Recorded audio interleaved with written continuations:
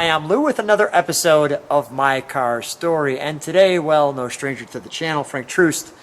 Welcome. It's always fun to see his collection of cars. And this one actually started as your brother's car. It was. And it was inherited by you. So what do we have here today? It's a 1966 Dodge Monaco 500. And your brother passed away. He did. And he gave the car to you. What year was that you received the car? About 4 years ago. 4 years ago. So let's, have you driven it much? I know you drive all your cars. Yes, a fair amount. Probably as much as any. In the summer, I tend to drive the convertibles more.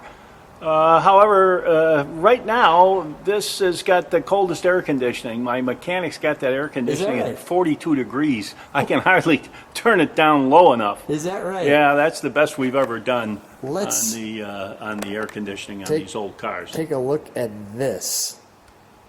Well, your brother had some style. Well, I had What's your three brother's brothers. Robert. This is Robert. Okay. Yes, two of them have passed away. Everybody was into cars.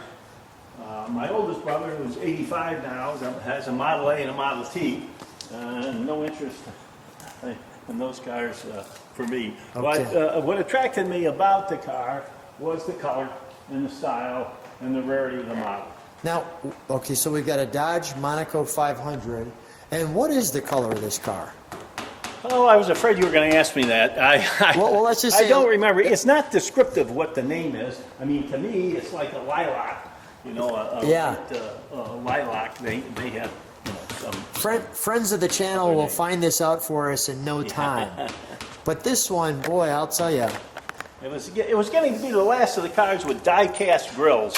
You know, it wasn't long, and they're using all that aluminum, stamped aluminum. But this, that is die-cast. You wouldn't want to have to pay to have that replated. Well, it's the first Monaco 500 on the channel, so I was a little excited about that. And these are turn signal indicators, too? Yes, that's correct.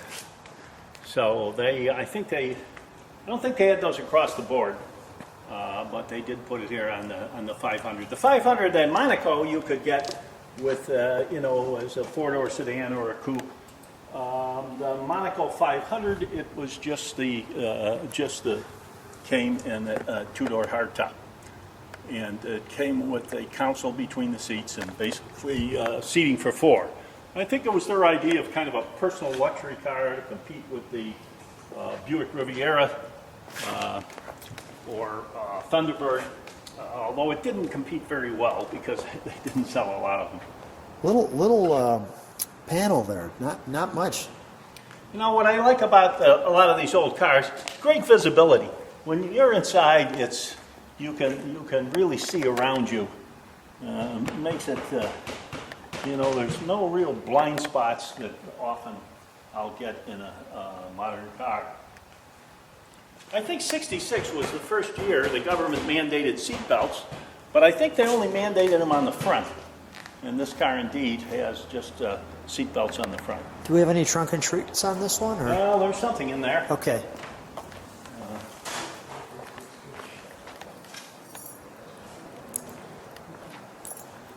The body panel fits there.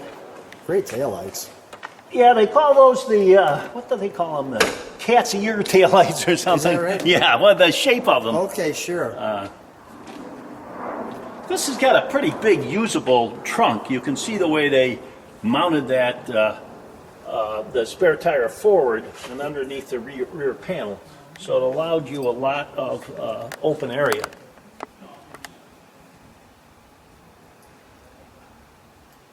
So the car was never really restored. It was repainted somewhere along the line. Maybe this is the color, red ring. Maybe that's what they call it.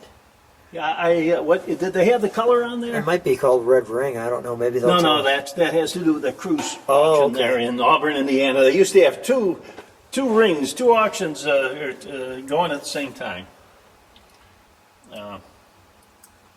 So that is where my brother originally picked it up from the cruise auction. And I remember as a kid they used that model in all their ads, and you can see they have them in the brochure. as well. They have the So it's young lady here with a bomb. yeah, That's always I helpful. don't quite get the significance of that. That certainly gets the traffic out of the way. There's no doubt about that. I know, and so often my wife usually carries a bomb when we're driving, just in case we need one to get traffic out of the way. And that's usually how I am when I see cars before I get over. I just go walk up to them and hug them. It looks like more of a Sports Illustrated automobile magazine. The helmet. Or something with, it's featuring the woman more than the car. Yeah, with more bombs. Thank goodness. Oh, more bombs. Yeah, she's got more bombs. Oh, so. you know, I never noticed that before. Now, I'm not sure if that's saying that the car's a bomb or not. You know, I'm not. More bombs. This woman continues to have bombs. This is So I think that those doing kind of a are all looks like a gymnast move off the roof there. I think those are all artist renderings. I don't think those are photographs. They did a good job painting the woman. There she is with a little different outfit and Sure. no bomb. No bomb this time, which is nice. Yeah. So it wasn't a high production car. They certainly would have liked to sell more, I'm sure. But as the most expensive model, it's going to limit the demand. I think the Dodges were just up from Plymouth in the price level of Chrysler Corporation at the time. And another bomb. See, that's probably a four-door. Yeah, it's a four-door Monaco. So they would have had bench seats. I don't know if you got a two-door Monaco. If you could get bucket seats, maybe that's illustrated there. That that's a Monaco, and they have a split bench in the front. Yeah, there's your split bench you were sharing. So there you go. The Here's our Monaco 500. Let's take a shot there. For those of you who enjoy the trunk treats, taking you right back to 1966. So when I get cars, I usually try to get the original brochure, the owner's manual. I always get the factory manuals. It's an interesting detail on the interior. You'll see that there's wicker inserts in the door panels and also on the seat backs. I don't know what that was about, but So you have the two-door hardtop. Is what we different. have I here. know of no other car with wicker. Wicker. All right. There she is again. This time with a yardstick, and this time, well, with a helmet. Let's go with our standard equipment. So, you know, I wonder if that's like most period pieces. They'll have two armrests, you know, two sun visors. Is standard features, things that we would usually take for granted. Go slow enough where you can pause if you'd like to read it. Trailer towing package. Kind of interesting. Well, maybe if you would need something if you were going to put a trailer hitch on one of these and pull any kind of a weight because it's a unibody car. Your wagon. So, And that's the last page. Isn't it time you joined the Dodge Rebellion? yeah, I remember that well. Their advertising. The taillights moving and the Yeah. hair not Yeah. blowing. That's great stuff right there. That's when your hairspray's really tight. Boy, Yeah. I'll tell you, when Yeah. your hair doesn't move, that's good stuff. I think this car Jack has over about there. 125,000 miles on it.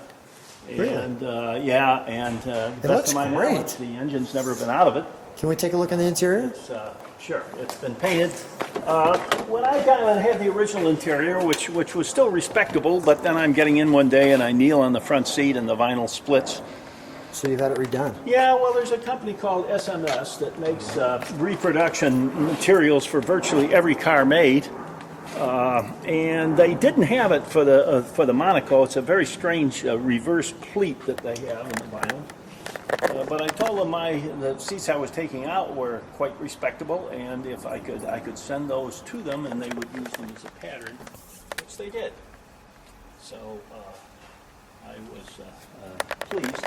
The most of the rest of the interior would be original, I believe. You know, can't tell about the carpet, but there you go. That's what you're. That's your wicker, right? Yeah, the wicker. I was going to get a little stain and go over it a little. It's kind of faded out.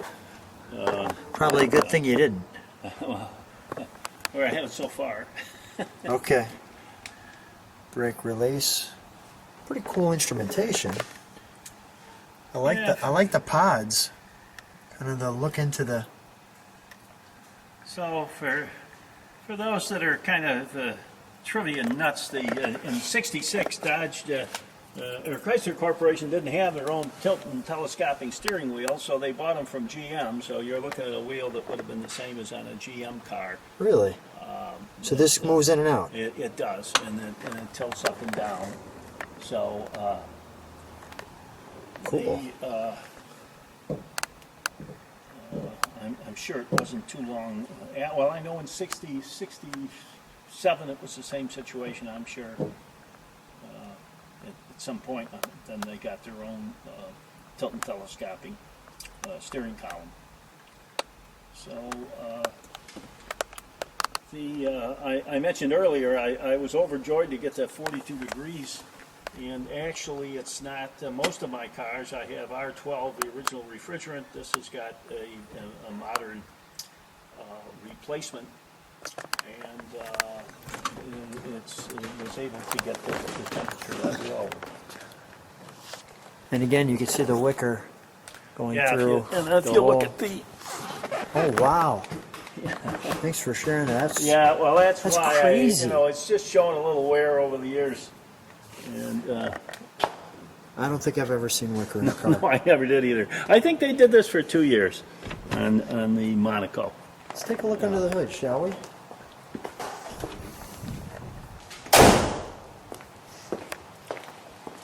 This car's got a bunch of special things. The wicker, the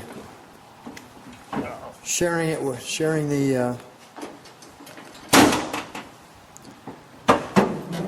the trunk treats with the bomb. A couple of unique features I've never seen before. But right off the bat, that looks good. So I'll do that. at some for point people. we would have replaced the valve cover gaskets. Whenever we do that, we'll always paint the valve covers. I think too I would have painted the inner wheel wells, but most of the rest is pretty much as the car came. Interesting, the way the hood opens too. Yeah, they have torsion bars there. Torsion bars, yeah. Instead of Across. instead of the springs, and Well, that was a Chrysler good idea. big on torsion bars. Starting in '57, the front suspensions were torsion bars, which were a big improvement over the coil springs that GM and Ford continued to use for a long time. We got lots of room to work on it here. Yeah, that's what I like about these old cars. You can get underneath them if you're halfway handy and get a factory manual. You can kind of repair or replace most. We'll paint most coat it and everything. figure out what the paint is. Yeah, it's there. I think those codes show the options too that came in the car when it was built. Yeah, exactly. All right, let's fire it, shall we? Okay. You keep that open. All right. I apologize in advance for the noisy mufflers. That's nothing I put on. Normally I keep my cars entirely stock with stock type exhaust. But these were on it when my brother got it, and We're going to keep them. he never changed them. Yeah, So that boy.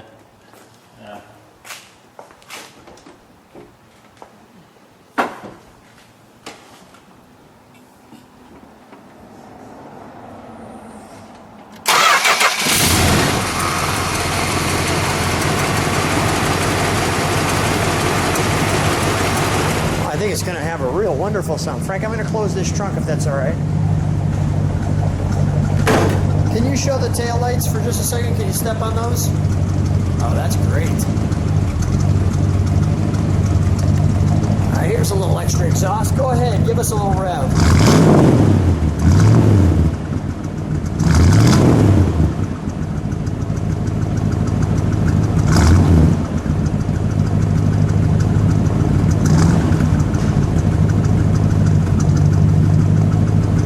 One more rev and we'll shut. All right, we'll shut that like your brother's mufflers. That sounds pretty cool. Well, it's okay if you're 18, I guess. Yeah, yeah. I suppose I've kind of outgrown the loud exhaust. I got it. Well, Frank, always a treat to see your cars. Thanks so much for sharing your brother's car. Thanks for being on the channel. My pleasure.